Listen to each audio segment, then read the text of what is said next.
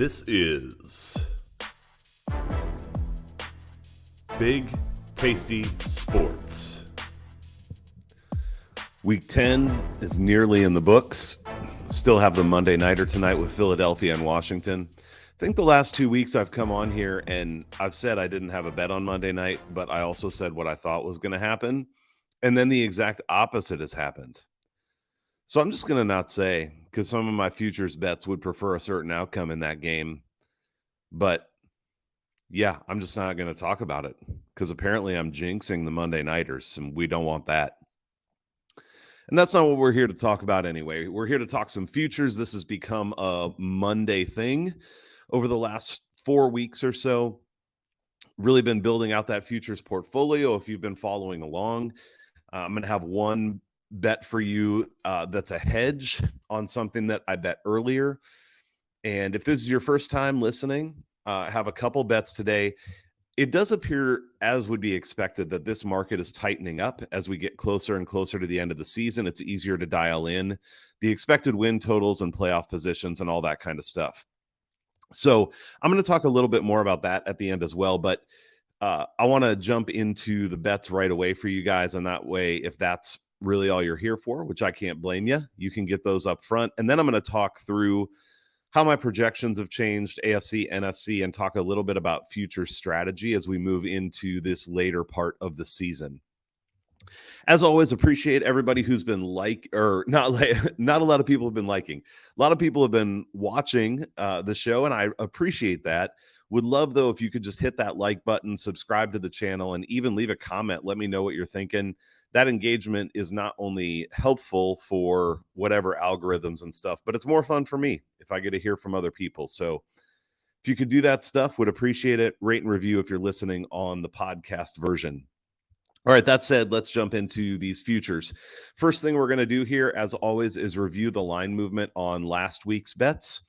Had a little bit more variety this week. I still feel actually okay about all of these, even though there are a couple that have moved against me. Starting at the top with the ones that have moved in my direction. Tennessee to win the division. I bet pretty big last week at minus 250. That is now minus 500. And that was sort of what I said last week, was this was sort of the last chance to bet that straight, in my opinion, because I assumed that they would win, and it was greasier than it should have been against Denver, but not surprising that Denver found a way to lose another one. And now we're at minus 500, which is, I wouldn't encourage making any straight bets once we get over minus 250, even is kind of my limit. But honestly, there's the position there of if you have the bankroll for it and there's still value, and I would say at minus 500, I still think that this bet is probably minus 900 or better. So, hey, if you've got the bankroll for it, go. But I just don't have the money I want to tie up in that to get any kind of decent return.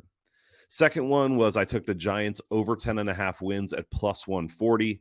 They won a game that they were expected to win this weekend. It still went to plus 125. So not a ton of line movement there, but still better at 140 than 125.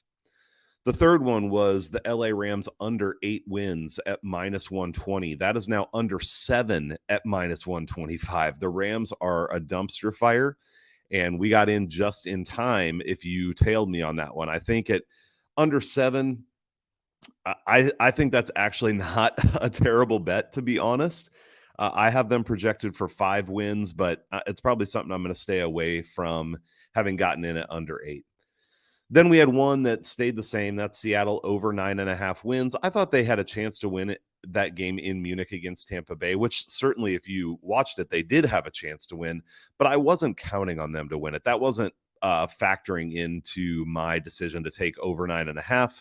So that stayed flat at minus 110. And I actually still feel fine about that. It's a bet that I would definitely consider making if I hadn't already made it. So if you like that and you look at the schedule and you didn't get in before, maybe you still want to get in now. Then a couple that moved against me. First up was Chicago over 6 wins at plus 100. But it went to over 5.5 at minus 120. So I don't feel terrible about that bet still. And that, to some extent, was a hedge for me because I had quite a bit on Chicago under 5.5 plus 150 before the season started. And so I don't even know if I would have made that bet if it wasn't a little bit of a hedge against some of what I had already invested. And This bet still at over 5.5 has to get to 6 to win. If it gets to 6, this pushes for me. So it's fine, but that did move against me a little. And then the other one is Atlanta to win the division at plus 390. There are places this is only up to plus 450, and I'm actually going to talk about this a little later. But it is plus 600 is the best line you can get now. And again, as you get into those higher numbers, the percentage difference is not as large as when the numbers are lower. So that's not as big of a move as you might think it is. But it definitely is a move against me. And so those are the two. And you're going to see that that's still not a bet I hate, even though it did move against me. All right, let's get into the two bets for this week. First up, I have a parlay of division winners. I took this on FanDuel and I bet enough to win 2 units. I've got Baltimore, Tennessee, and Philadelphia. So let's just talk quick about what the threat is here. Oh, and I typed it in wrong. It's minus 152. I have minus 154 there, but I was close.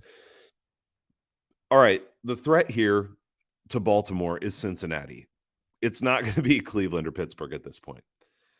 But Cincinnati's already 1 game back of Baltimore. And I'm not going to talk about this too much because we'll talk about it on my second bet that I'm making this week. Baltimore's schedule is easier than Cincinnati to close out the season. And I don't think Cincinnati is an appreciably better team than Baltimore is. They're probably closer than what their records say. But at this point, Baltimore just has that 1 game lead and has a much easier schedule. If the schedule were flip-flopped, I would actually consider a bet on Cincinnati to win the division at plus money, but this is where looking ahead at the schedule is so important. I don't think Cincinnati comes back to win that division given the schedule. Second leg is Tennessee to win the division at minus 500. I'm not going to play this straight up anymore, but I still love it. I mean, who's going to come back and beat them? Indianapolis, because they beat the Raiders. Jacksonville, who, probably wins a couple more games, but ends up with 5-ish. So I think Tennessee still runs away with this division by 3+ games. So as a parlay piece, I still like it. And then Philadelphia, I have so much on Philadelphia already, so I've hesitated to put any more on them. But Dallas losing that game at Green Bay was a big deal. I still have my Dallas over 11.5 wins, which I think still has a decent shot of hitting. I still have them projected for 12. But man, that was a big loss in a game that they really should have won. And so I think that with Philadelphia having the easier schedule too, that just seals that for me. So Baltimore, Tennessee, Philadelphia, the implied probability is 60.32%. I have this at 72.62% to hit these 3 teams together. So for me, that's a good 10% plus edge. And so that's why I took that one. And then my second bet is actually Baltimore, going back to Baltimore, which I already have some on them, and I hesitate to do that. But again, I'm trying to make bets that feel like they have a significant edge. And here we've got over 11.5 wins at plus 115. Now, this means that Baltimore is going to have to win 6 out of their last 8 games to cash this. They're likely going to be favored in all of those games except one, though, and that's I believe it's the last game of the season at Cincinnati. It's possible by the time we get there that they'll be favored in that one too. I'm just not sure where we'll be once we get there. But I mean, this is why winning 6 out of 8 sounds hard. And Baltimore isn't this juggernaut team that's just going to run over everybody. But listen to the schedule. Carolina, they're 12.5 point favorites this week, which I think Carolina is actually slightly better than that. But, I think it could be 9.5 maybe. But regardless, Carolina, at Jacksonville, Denver, at Pittsburgh, at Cleveland, Atlanta, Pittsburgh, and then at Cincinnati. I mean, to me, I just look at that and say the Cincinnati game could be tough. Every other game they should win, but they could even trip up one more time and lose another one and still end up at 12 wins. Plus, I'm getting plus money on this win total. Again, if this was minus 125, minus 130, I probably wouldn't take it, but at plus 115, I think it's a good bet. The implied probability for this is 46.51%, and my probability is 52% for them to get there. I think it's more likely than not. It's certainly no lock or anything, but I'm getting a 6.5% difference between my projection and the implied probability. Again, to me, that's a good bet. It's also why I'm only going 1 unit here because I'm a little less confident in it, so I'm not going to risk quite as much as I have on some of these other ones. Those are the only two bets I'm actually making. So if that's all you're here for, there you go. I am going to give you two that I am still considering, but have not made yet. The first one is the New York Jets over 9 wins at -120. Actually, this was going to be a bet that I pulled the trigger on, but as I dove in a little bit deeper, I just decided, I didn't decide. It made me more hesitant. Let me talk to you a little bit about why. So to get to 9 wins, they need 3 more. To get to 10, which wins the bet, you need 4 more wins.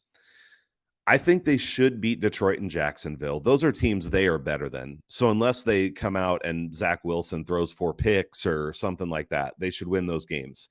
Then there's sort of this middle tier. Well, and actually, I have Chicago in the middle tier. You could probably move Chicago to that should win category. Let's even do that. So that would be 3 wins, which gets you to a push. This is the reason why I'm still considering it, is if I feel good about them winning those 3 games they should win, I get a push at worst. My challenge is the Jets still, I think, are a team that, especially with a bad Zach Wilson game, could lay an egg against a team they should beat and lose. So if they lose Detroit, Jacksonville, Chicago, one of those 3, now it's a little more iffy. They play this week at New England. Big game. That's a really big game. They're 4-point dogs. It's a game they can win. And then they play at Miami. Miami's a better team right now, but I think the Jets are a team that pose some problems for Miami because their defense is solid. And they have a pretty decent secondary. And then games that I said they should lose are at Minnesota, at Buffalo, and at Seattle. Now, even though I'm excited about what I saw from Minnesota this last week, even if they had lost that game, I would have been. I still don't think Minnesota is going to run away from most teams, and I think the Jets are a team that could cause Minnesota some problems. So that is winnable. Buffalo showed this last week that while they still are one of the top 3 teams in the league, in my opinion, especially when they're healthy, let's see how healthy they are. The Jets could be in that game. And then at Seattle, I think that on a neutral field, that game is close to even. I might favor Seattle slightly, but going across the country to Seattle makes it more iffy. So basically, there are 3 games I think they should win, which gets a push. And then all you're asking is out of their other 5 games, they need to win 1. That feels super doable to me. If this was plus 100, I think I would have pulled the trigger on this already, because that would make it like a 50-50. At -120, that's the thing that's holding me up a little bit. But I definitely don't hate this. And if you are a little higher on the Jets even than I am, you could consider pulling the trigger there. And then the other one that I'm still considering, and this one, if you want to skip ahead a little bit, feel free. I'm going to spend a little bit of time here just to explain this, because I think this is a very interesting future scenario. Right now, I would say the Falcons are not as good as the Buccaneers, but we're not talking about which team is better. We're talking about odds and whether it's a good bet or not. So Atlanta to win the division is up to plus 600. I told you I already took plus 390. Earlier on in the season, I took plus 400. That's one reason I may not add here, is I already have 2 bets on this. So maybe it's just to let it ride. But if you have not bet the Falcons to win the division, let me just share with you what the case would be, and then you can decide. Atlanta right now is 4-6. Tampa Bay is 5-5. So Atlanta is a game in the hole. And again, they're not as good as Tampa Bay, or at least their upside isn't. But I have them both projected at 8-9 right now. For Atlanta, they go to New Orleans, which is a game I think they can win. And then this is the interesting thing to me, is Atlanta has this group of games where I think they have a chance to win all of them, but they have a chance to lose all of them. They have Chicago, at Washington, Pittsburgh, Arizona, Tampa Bay. I think all those games are winnable for Atlanta. They've always given Tampa Bay trouble. And Tampa Bay, though they beat Seattle, I still don't think was impressive, and I'm not sure how much they're going to get it together. They do go to Baltimore, which is a game I would expect them to lose. So this is where Atlanta is an extremely volatile team to me. I could see them winning 1 game the rest of the season, and I could see them winning 5 or 6 games the rest of the season, which would put them, I have their upside at 10 wins, which is, I'm projecting them for 8, but their downside is like 5 wins. So very volatile. On Tampa Bay, they should beat New Orleans and Carolina. However, we've seen Carolina be frisky at times, and we've seen New Orleans give Tampa Bay trouble at times. So I don't think they're locks or anything, but those are games I'd expect them to win. Then the middle tier for Tampa Bay, I think is tougher. I put at Cleveland, home for Cincinnati, at Arizona, and at Atlanta in that middle tier. But that's tougher than Atlanta's middle tier for sure. And then at San Francisco, I would expect Tampa Bay to lose, though it's not like if Tampa Bay plays well, they can beat anyone. They just haven't played well much this year, so I can't count on them for it. So basically, when you look at all of that, I would say these are two teams that both have significant volatility in their win totals. I think that Tampa Bay is more likely to win the division, and if this was even money, it wouldn't even be a question for me. However, because of that volatility, I have them both projected at 8 and 9. I have Tampa Bay's floor at 6 and their ceiling at 10. I have Atlanta's floor at 5 and their ceiling at 10. And now we have to talk about probabilities. So Tampa Bay right now is minus 420 is the best line I could find to win the division. That's an implied probability of 80.77%. I do not give them an 80% chance of winning the division right now. My percentage was 73. That's what I'm saying. 27% Atlanta, 73% Tampa Bay. 73% would be minus 270. So that's the line discrepancy for me there, which is why I wouldn't bet Tampa Bay, and I didn't include them in that division winner parlay either, because I don't think that that's a strong enough number. On the other side, at plus 600, Atlanta's implied probability is 14.29%. And again, I have them at 27. Now, you may say 27% is way too high. Atlanta doesn't have a 27% chance. Well, number one, dive into the schedule and everything, because I'm admitting that Atlanta's not as good of a team. But go dive into the schedule and tell me if you really think that's true. If you do, what do you put the percentage at? 23, 20, 18? I mean, even if you put it at 18, you're still getting about a 4% value on the current line. So this is where, to me, while I don't expect Atlanta to win the division, and I've said that shit like 47 times now because I can see someone being like, oh my gosh, you think Atlanta's going to... No. But at the current odds, I actually think this is a good bet. And the more I talk about it, if I didn't already have them in two previous futures bets, I would play something like a quarter or a half unit on Atlanta plus 600 because I think there is value there compared to their chances of winning this division. All right, I've gone on long enough about that. Most likely. So we're going to move on from it. If there's any other stat nerds or anything out there, I'd love to hear your thoughts on this one because it's an interesting one to me, as you can tell. All right, last thing is to talk through the AFC and NFC pictures, records, playoffs, all that stuff. And then I'm going to close with a few thoughts on how we might bet futures as we approach the end of the season. So I'll try to timestamp that. If I don't, just skip ahead a little bit until you don't see these slides anymore. Unless you're on the podcast, that doesn't help. And then you can hear those thoughts. All right, so let's talk through the AFC first. Not massive moves for me this week, and that's sort of what I would expect as we move forward. As we get closer to the end of the season, these things are more likely to be dialed in.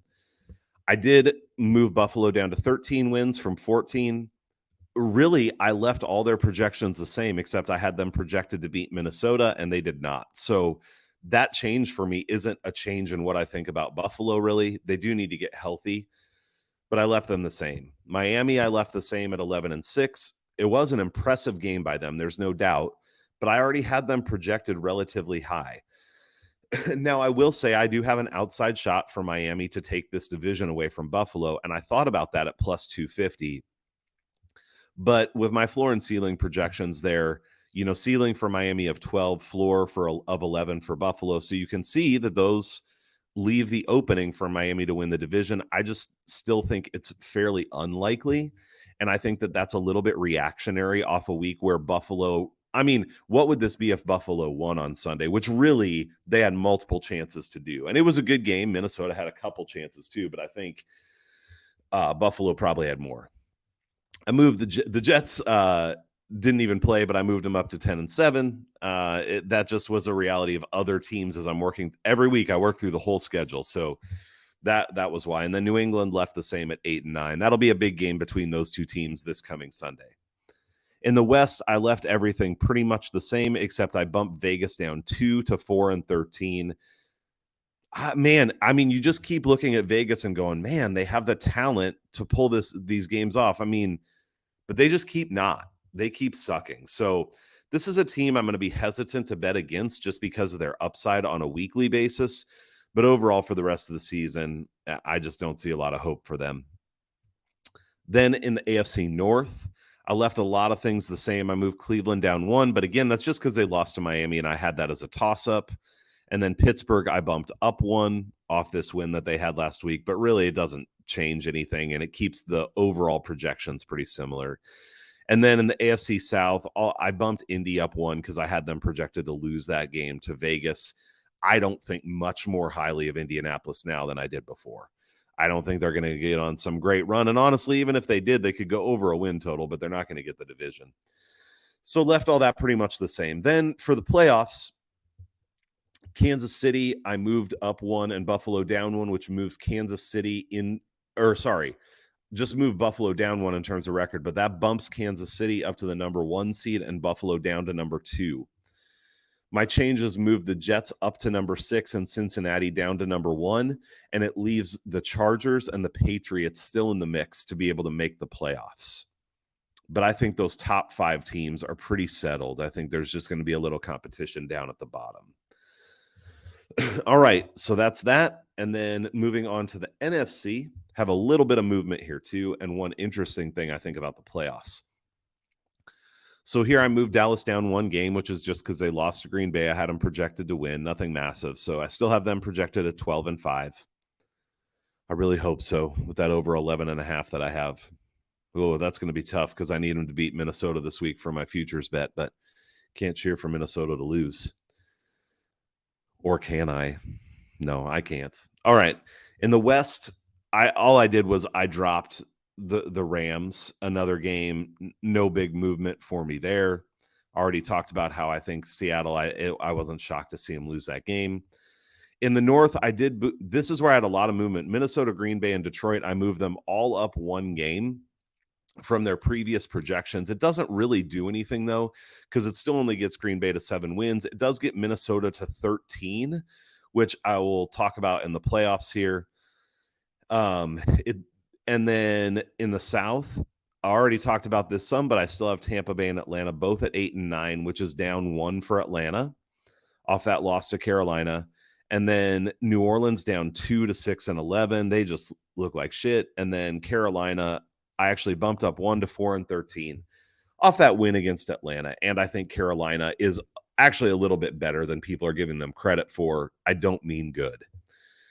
In the playoffs, still Philadelphia 1, Minnesota 2. So I had Minnesota 2 with a tiebreaker over San Francisco before. Now I have them a game better than San Francisco.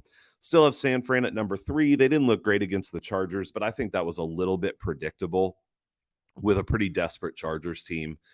Tampa Bay at 4, again in that fight with Atlanta.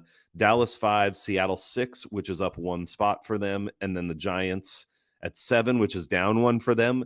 Some of this just goes off of how they looked. And honestly, I would just say I see Seattle and the Giants fighting it out for number 6 and 7. I don't feel strongly about those projections in terms of who's on top. And then this is the interesting about the NFC playoffs to me. I think the playoffs are pretty set. I don't really see any surprise team jumping into the 7. The only change here is, can Atlanta pull off the division? I have them still in the mix, but I only have them in the mix for the division. If they don't win that, I don't think they sneak in. Because if you look at this, I have the Giants as the lowest team at 11-6. Green Bay, I have their ceiling at 9. Arizona ceiling at 9. Atlanta ceiling at 10. All less than what I have the projection for the Giants. So I think the NFC playoffs are actually pretty set. There can be some movement in terms of seeding, but I don't think there's a lot of movement just in terms of who's in. All right. Closing thoughts on how we bet futures moving forward. One of the things I've really loved about the futures market is that there's been, to me, some significant edges. And as I've looked at the probabilities more, there certainly are significant holds in this market too. So you're getting 4 or 5% holds on a lot of these bets. That's a lot. But where the where I think the edge is over 10%, there's still a lot of value to me on that. And so it's worth betting that in the futures market. What I'm going to be interesting to see is if the holds change at all or not, and they may not. But as we get closer to the end of the season, I already mentioned how I feel like the lines are getting sharper, but also I think projections get a little bit sharper because you have more information. And so what I'm going to be considering is I've been looking for a 10% gap between the implied probability and my probability in order to pull the trigger. I'm wondering about bumping that down to 7 or even 5, because maybe as we get closer to the end of the season, that is still a good bet, because what I'm saying is likely to be more accurate even as the books get more accurate as well.